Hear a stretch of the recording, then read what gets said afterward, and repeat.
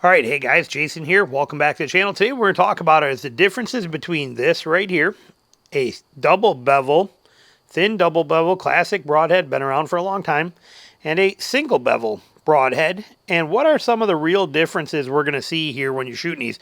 I'm at the point now where because of the availability of hogs and stuff like that, I got to be getting pretty close to about a third of my animals fall into these, and 2/3 of my animals fall into these. So I got a lot of time and a few hundred animals that have went down based on these two, basically these two broadheads. Throw in an A Boyer single bevel as well too. I love the A Boyers. This is a razor, 250 grain razor head right here, 1.5 inch wide razor. 250 grain, like I said. This one here is basically a 250 grain as well too. 145 grain head on a 100 grain adapter, steel adapter. This is a Magnus Classic 1.5 inch wide head. So two very similar heads, two very, very similar heads. This one being a little bit shorter, but very, very similar in design. What is the difference between a single bevel and a double bevel, and is one better than the other? Let me put it straight to you right off the bat. I do not believe anymore one is actually better than the other, but I do believe they both have traits that some might benefit you more for one way than the other way. So let's break them down. First of all, as far as the steel materials, a double bevel broadhead where you're sharpening both bevels, where here's a single bevel, and you can see it's got one single bevel. It's made out of thicker steel, and it's got a big single bevel on there. And what that's going to do is when this goes in and it hits, and when this impacts animals, bone, everything is going to twist. The pressure is going to be put on this bevel side here and then on this bevel side here and cause this to twist and rotate as it goes through. It's not going to twist a lot. If it goes in here vertical like this, it's going to come in and it's probably going to twist about that much as it comes out, but it's going to have a twisting force to it, where this one here, if we stick that right in here for the sake of putting it in there, this one is going to just go foomp straight through. There is no twist, no change of nothing, no anything happening with this head. It is just going to do its thing as it's gonna. There's nothing else that's going to happen to that. Where this one here, like I said, will twist as it goes. So those are the two major differences. When you look at build construction, a double bevel, where it's no, edge on both sides, it can be a much thinner steel blade. Like this here, this Magnus. Cheap carbon steel. No, I'm not knocking it. I love these heads, but it's a cheap carbon steel. And look at how thin that edge is, that steel is that's on there. First, look at how thick the steel is that's on this. Okay, this thing is thick. 0.62, I think, is what they are thick. So they're much, much thicker. The steel on this one is much thicker. The double bevels can get away with that because you're actually creating an apex. Okay, when you sharpen both sides and you make a point like this, it gets to be very strong. Okay, it's like an axe. Both sides are sharpened, it's a strong point. When you have a single bevel where it's like this and one is this way, it makes for a very small edge because you're not a point, you're like this, and it makes for a very little edge. That edge can, what we do, chatter or bend or roll or break easier on a single bevel design than it can on a double bevel design. Single bevel, more fragile in a sense on the edge itself because it is such a small, minuscule edge that is there.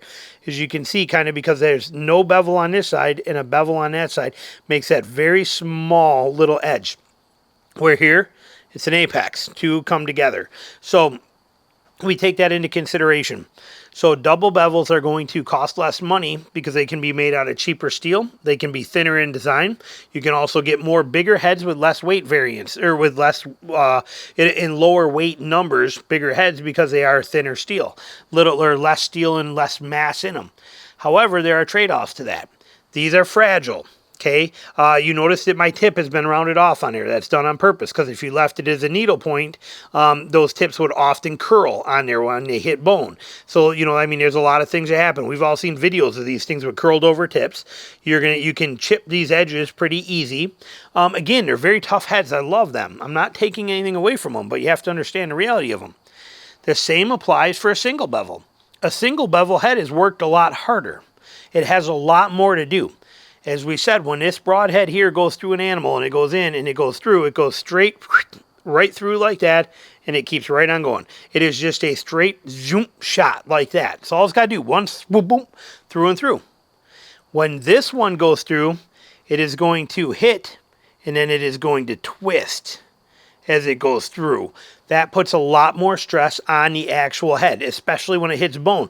When this one goes through bone, it's going to shoot, and it's just going to push through the bone, and the ferrule is going to kind of spread it apart, and it's going to keep going straight.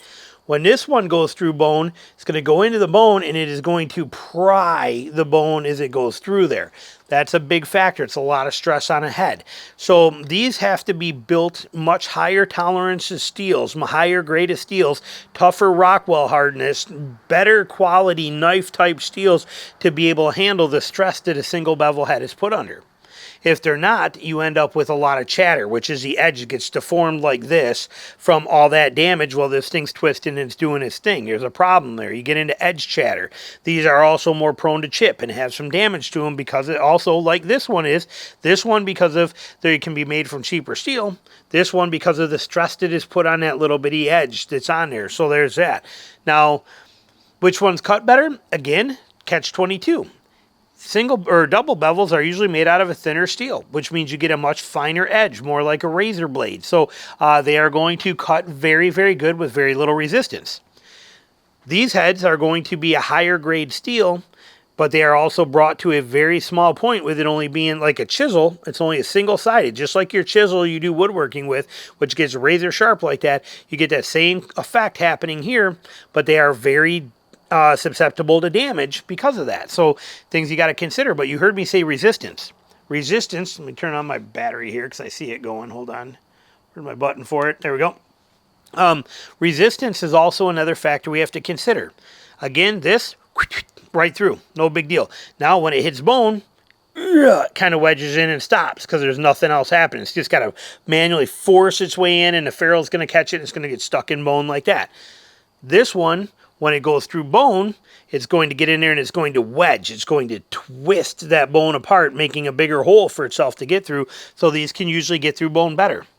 However, I do believe that a single or a double bevel head like this with thin blades, this kind of setup, classic Magnus, typically what I'm seeing for myself is that these will actually penetrate better throughout an animal, especially like on long quarter and weight shots where you're going through a lot of animal, than what these will, and that is because these are getting resistance from the second they touch. These are not. This head is going straight through. It is cutting and blowing straight through, just like that. This one, when it encounters the hide, and then like on a hog, we hit the layer of fat, we hit the shoulder muscles, we get into the ribs, we go through a rib, we go through this one is constantly trying to twist, and that twist is causing more resistance on the blades. Now, it does make a bigger hole, because it does actually open up some a little bit. You get a little kind of S-shaped. It stretches out longer. You get a little bigger hole with a single bevel of the same size than you do a double bevel. But everything comes with a trade-off. You might experience less pass-throughs with a single bevel than you would with a double bevel, just because there's less work for a double bevel to just go straight through. One slice. Slice is vertical going in, vertical coming out. This one is vertical going in and cocked like that going out, which means that it had to twist through that body as it did it, creating more resistance the whole time it went. Not only a straight shot, but resistance as it was going. And as it encounters bone and still fights that stuff, all these things are happening. So there's no right answer. There's no one better than the other. There's no winner here. Now, the other factor is that single bevels will usually cost more, because they have to be made out of a higher quality steel usually. In order to beat the issues that can be there with them, and they have to be done well. That means they're typically a little bit harder to sharpen. This one is really quick to sharpen on a file and a ceramic rod. This one I can do that too, but I much prefer to take this one in my garage and run it on my belt sander, and then flip it, and then and be done, do it that way, where I can use a machine to make these sharp wicked quick rather than wasting the time going through and really spending, let's just say 10 licks with a file, 10 licks with a ceramic rod. Here we're talking 50 to 60 licks with a file, 50 to 60 licks with a ceramic rod. Kind of put it in a sort of a perspective for you. So that is one thing you got to consider. These are two amazing heads. Every head out there is excellent. The reason that I shoot these are my preferred, that this razor head is my preferred, and again, A. Boyer being a close second. I love the A. Boyer heads. However, in defense, of this Razor broadhead. This is the only broadhead I've ever shot in my entire life, ever, that did not have some kind of a failure. Okay, it didn't. This arrow is never. And now, even my A. Boyer heads, which are also another phenomenal single bevel head, I've had failures of them, but they were after the damage was done. So they blow through a deer, hit a rock. Okay, that's okay. It blew through the deer, then hit a rock. So those kind of things, or it blew through a deer, hit a tree, stuck in a tree this far, and when he ran off, he snapped the arrow, and there's half an arrow sticking out, and the tip is now bent. That arrow did its job. Went through the deer, stuck in a tree, deer runs off, and bent it and snapped it. Okay, that's, again, not the fault of the broadhead. But the Razor, these Razor heads, these Razor 250 grain, steel ferrule, steel blades, I mean A2 steel, these things are amazing. I have never ever had edge chatter. I've never had a chipped edge. I've never had a bent tip. I've never had a bent broadhead. I've never had anything happen to one of these ever. In history, in all the time I've been shooting them, I've never had a head failure. This head that you're looking at has probably been through 5, 6, 8, 10 animals, maybe 20 animals, and I keep resharpening it. Look at his size difference, how it's a little bit more narrow. Okay, this thing's been sharpened a lot. It's been through a lot, and they just keep right on ticking. So for me, it's worth it to go these route. But then again, on the same note, you can look at it and go, okay, it's $100 for 3 of these, and maybe it's $50 for 3 of these. 75, 80 bucks for 3 A. Boyers, whatever head you're looking at out there, you can look at the cost difference and go, okay, well, it almost evens out. And you're right, it almost does. There is no right or wrong here. There is no head that is better than the other. There is no magic broadhead that automatically puts everything on the ground.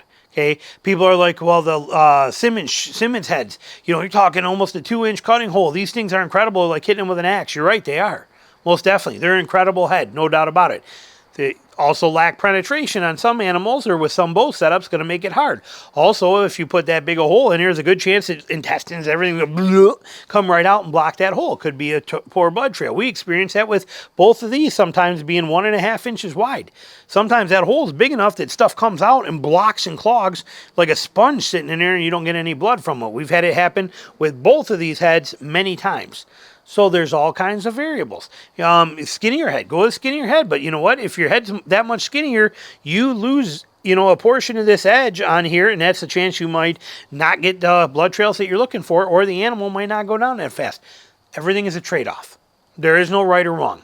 But this is why we look at some things that you need to consider. Now, also, the last thing, on a single bevel, they have to be matched to your arrow. If you are somebody that's one of those I think of more as like garage sale archery guys, and I don't mean that in a bad way.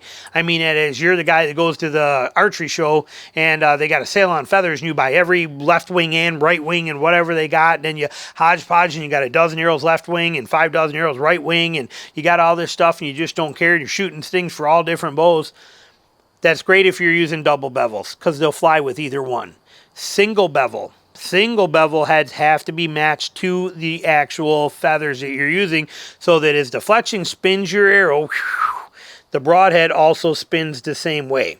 Okay, it's important. So if you're somebody who's going to mix and match feathers and stuff like that, double bevel might be a lot better for you. Single bevel makes a lot more sense if you're sticking to one feather.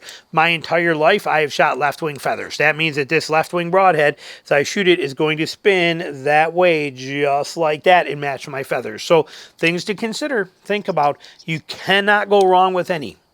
And if you don't want to go out there and spend a ton of money on broadheads, don't. You don't have to. Anything out there is going to work. Heck, think about how many deer were killed with bodkin heads where you got like 6 of them for like $10 back in the day. Soft as can be steel, they did the trick. People are killing deer with stone points. Okay, like I said, or trade points made out of basically like old pop cans. Not literally a pop can, but you see what I'm getting at here.